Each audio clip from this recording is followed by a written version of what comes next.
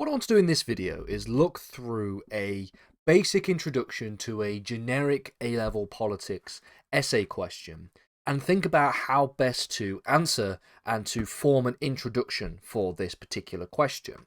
So the reason why I'm only going to do just the introduction is because I want to talk in detail about what really makes the best introductions and sets you up for getting the top grade and to get the top marks in the rest of the essay. So we'll go through the rest of the essay. I'll write an entire essay for this, and we'll go through what makes it the best or what gives it the highest marks.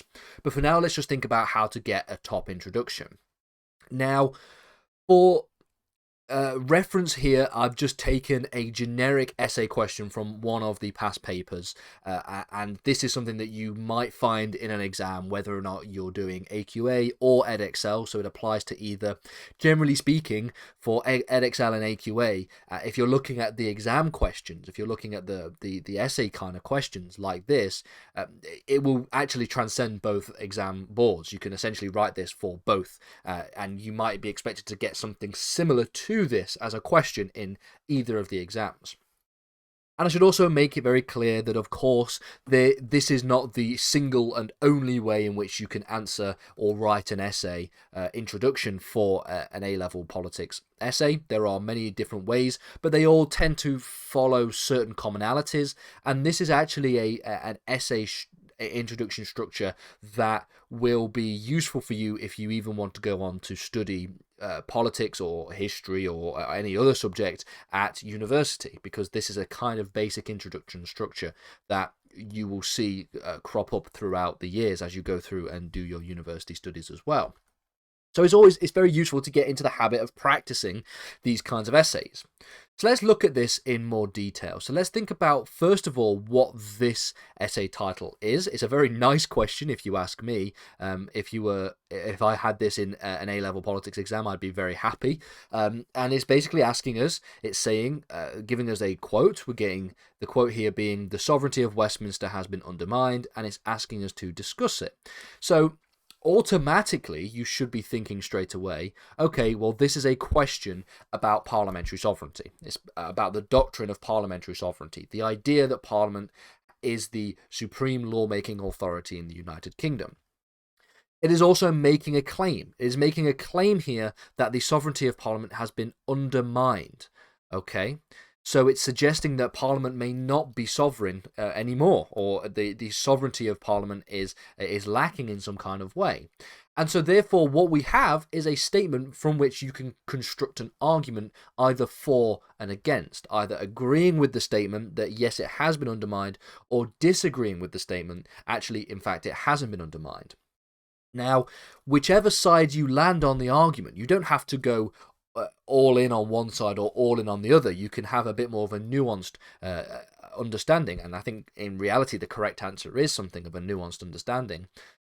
Whichever side you land, you have to discuss the other side. Okay, so if I am reading this essay question and I think to myself, well, actually, I agree with it. I agree that the sovereignty of Westminster has been undermined, okay? I can write a really, really, really good essay that explains all the reasons why the sovereignty of Westminster has been undermined, but you're not asked to explain why it has. You're also asked to discuss that particular subject. So you have to think about both the reasons why it has been undermined and the reasons why it hasn't been undermined, okay? You have to have a debate, and then you should ultimately come to some kind of conclusion on the debate, okay? So what should an introduction do when we are talking about writing an essay of this kind? Well, first of all, an introduction should ideally provide a very basic one-line introduction to the introduction, if you will. So an introduction to the subject that we're talking about. And that's what I've done here with the first bit. We've talked here about the doctrine of parliamentary sovereignty, stating that Westminster Parliament is the supreme lawmaking authority. So what this is basically doing is a nice, easy, gentle way of introducing the subject. This should take no more than literally 3 seconds to write in an exam. Okay, you shouldn't be writing and describing all the different principles of Westminster parliamentary sovereignty, you should just very quickly, very easily write a simple definition of what we're talking about. It provides a nice amount of clarity to the broader essay. Now, of course, your examiners know what parliamentary sovereignty is, but of course they want to know if you know what parliamentary sovereignty is as well. So let's just read the whole introduction, and then we will unpack some of the bits that are quite good and some of the bits that you might think might want to improve on, and see really what the key elements of this introduction actually are.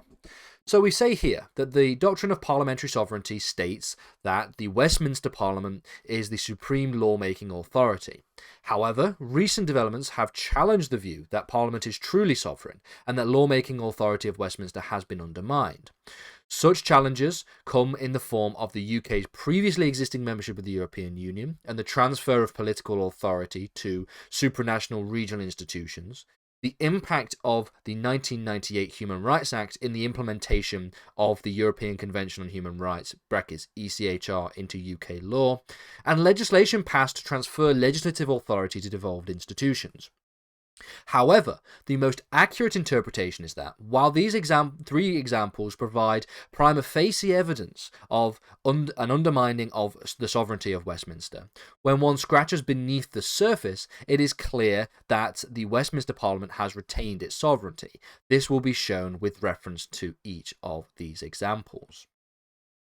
So, what does this introduction do right? Well, first of all, it makes it very clear, and I make it very clear in this, that when I'm going to be writing an essay, I'm going to be writing it with reference to three specific examples of where Parliament and parliamentary sovereignty has been undermined, or at least where people have argued it has been undermined. And what are these three examples? Well, we have our membership, or our previously existing membership, to the European Union, okay, which is here.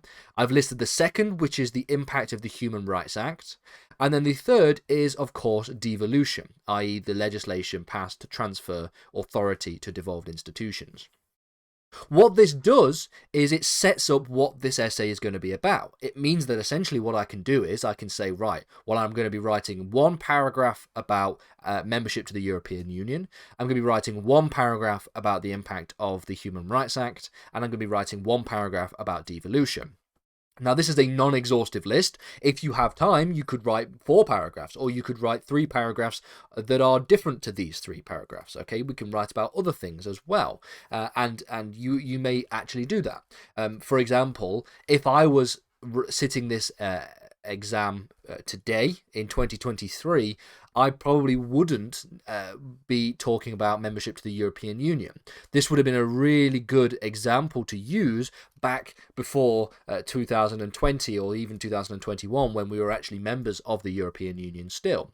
But you can still make this argument, of course. You can talk about previously existing membership towards the European Union. You can talk, and you can then use the fact that we have left the European Union as an example of, well, this is where the EU no longer has sovereignty over Westminster and no longer undermines the Westminster sovereignty. So you can still make that argument, okay? But I think for the most part, most people, when writing this essay, would definitely include the Human Rights Act, because it's a no-brainer. It's a very easy one that you can look at. And they would also probably talk about devolution as well. You can talk about devolution quite nicely. So first of all, what this does is we have the definition of parliamentary sovereignty, we have made it clear, and we've set up the debate here. We've seen that essentially, what is the debate that is the subject of this essay? Well, the debate is, in recent years, or at least recent developments, have challenged the view that Parliament is truly sovereign, okay? And this is essentially setting up what this debate is going to be about. Now, the recent developments in question are the things that we're talking about. We've got EU membership, for example, we've got Human Rights Act, we've got devolution, etc., etc., etc. So these are the points of attack, if you will, that people have challenged Parliament on, saying, well, actually, parliamentary sovereignty has been undermined, and these are the reasons why: EU membership, Human Rights Act, etc., etc. Now, what's most important about this introduction is the bottom bit here, because what this has done is established what my argument is going to be, okay? My argument is that while these three examples provide prima facie evidence of an undermining of sovereignty of Westminster, when one scratches beneath the surface, it is clear that Westminster Parliament has retained its sovereignty. This is the argument, okay? This here is the argument, and this whole point here is the argument. I'm going to just underline all of these different bits here. All this represents the argument, okay? So that is the argument that I'm going to be presenting throughout the entire essay. Now, what is good about this argument, and what is good that I always love arguments like this and presenting arguments like this? Well, what it does, first of all, is give us a clear indication of which side I'm on. Okay, I'm on the side of actually this statement isn't true. This statement is not actually true. The sovereignty of Westminster has not been undermined. Okay, because I've written here, when one scratches beneath the surface, it is clear that Westminster Parliament has retained its sovereignty.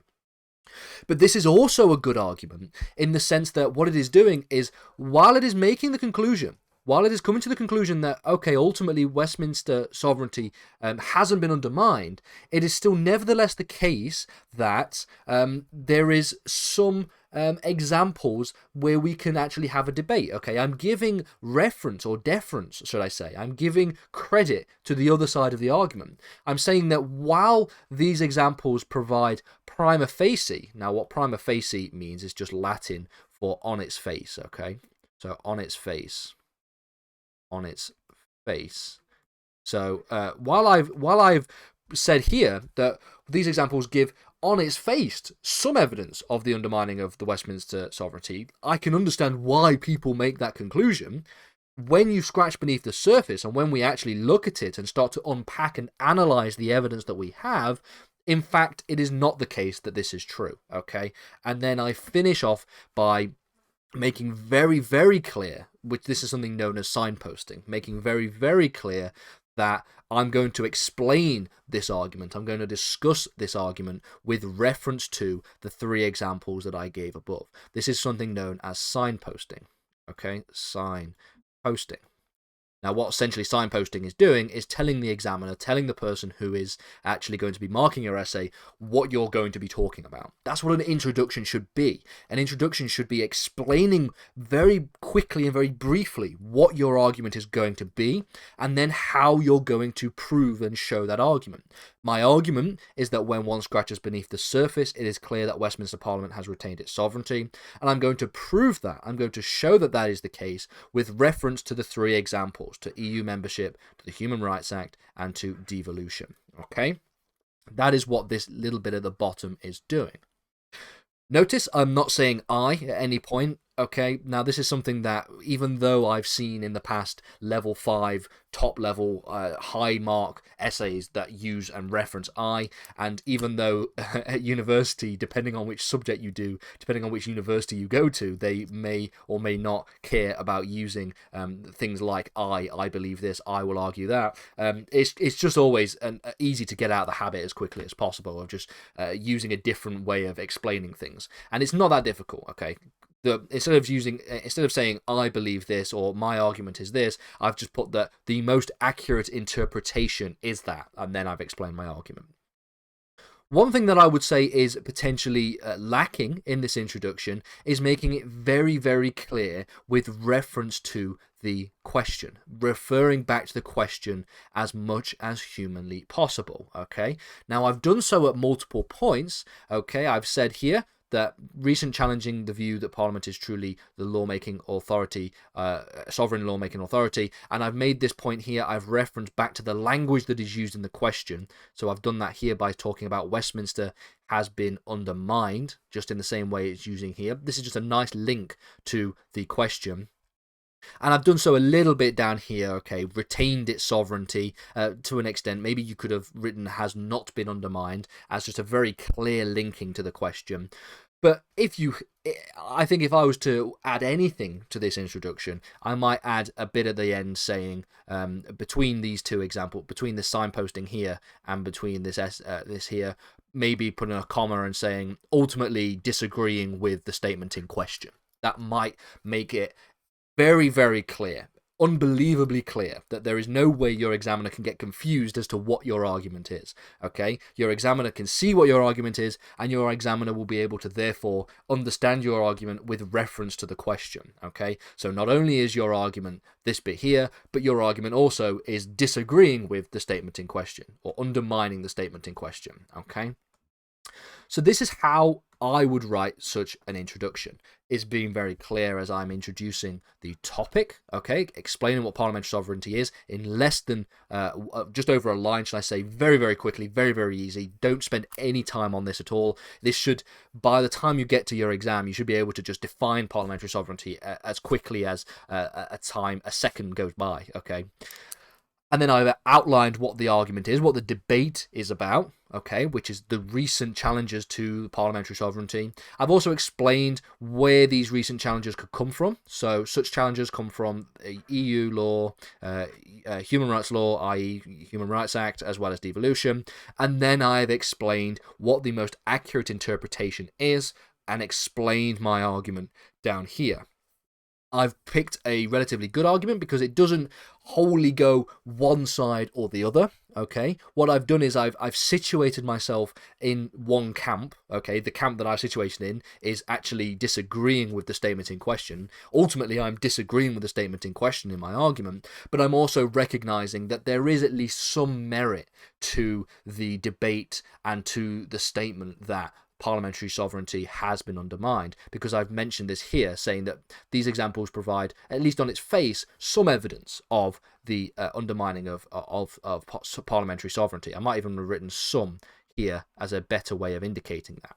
And why that is useful is it makes it easier for you to have a debate when we get to the 3 paragraphs. So when we get to a debate about the Human Rights Act, I can explain and evaluate the argument that the Human Rights Act has undermined the sovereignty of Westminster. I can talk about things like, for example, the requirement of declarations of compatibility, the fact that parliamentary sovereignty has at least a political sovereignty issue in terms of restraint in being able to pass legislation that is in line with the Human Rights Act. But then, which is essentially what that is doing, is giving deference to the argument on the other side of the debate. And then what I do is say, well, however, or nevertheless, it is still the case that the parliamentary sovereignty is retained, and here are the reasons why. And so therefore I'm allowing myself to be able to have this back and forth ping pong style debate in the paragraphs themselves, while ultimately still landing on one side or the other. So giving credit to one side of the debate while ultimately concluding that that side of the debate is ultimately wrong, explaining why that is the case, and coming to the opposite conclusion.